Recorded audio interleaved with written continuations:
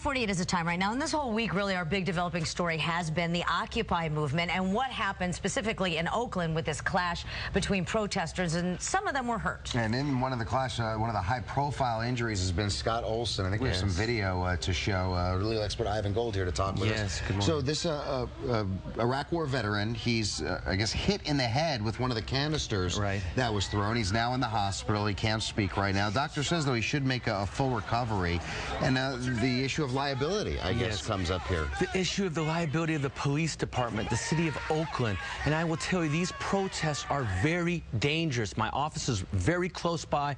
I was there an hour before. You've got at least 100 to 200 SWAT members, Oakland police officers deployed to the scene. You've got protesters, and quite frankly, they're riled up, they're drinking, they're ready to roll, and you've got this inevitable conflict, these fights, these protests. The problem with liability in this case, do we exactly know what happened? How was Olson hit? Who threw the canister? Was it a police officer? Was it someone else? If you can't prove the case, then who do you attribute the fault? Okay, but let's, for argument's sake, great, the police lobbed it, it hit the guy. Is there some responsibility that you have to go, I'm in the middle of a protest, I've chosen to be here, it's a dangerous place, I might get hurt, or no? But the key is excessive force. The police are there to contain the situation, make sure violence does not occur, not create violence, not create injury. And so Olson would claim, look, this was entirely unnecessary. This was uncalled for. This was excessive, similar to the Oscar Grant case. And I'm telling you, this is a carbon copy of the Oscar Grant case, eerily so. The police, the protesters, late at night at the same location.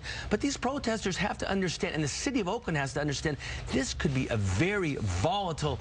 People can get injured. There could be a lot of liability here. We've got to figure out a way to somehow subtract or dilute the potential for violence. And the police say they didn't do any tear gas until the protesters threw rocks and bottles at them. But I will ask you, and it's on video, okay, you get a rock thrown at you. You've got full uniform. You have a helmet on. Does that mean you're supposed to unload tear gas as soon as a rock is thrown?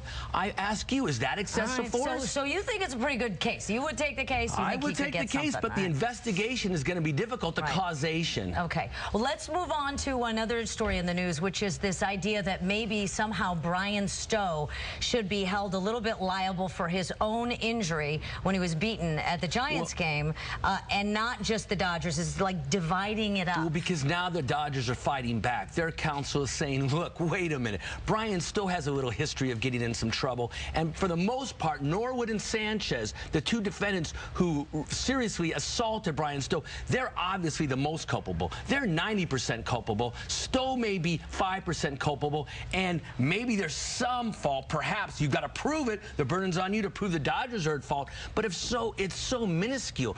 Stowe has $50 million in medical bills. This is going to be a lifelong injury. His case may be worth $100 million in a perfect world, but how much of that $100 million are the Dodgers responsible for? Maybe a small percentage, $1 million, $2 million. So this is damage control by the Dodger attorneys to mitigate their responsibility or damages as much as possible. All right, thanks. Is it common to have asked to assign percentages quickly? Absolutely, according to fault. Okay. Who is ever most at fault pays the most. All right, thank you, Ivan.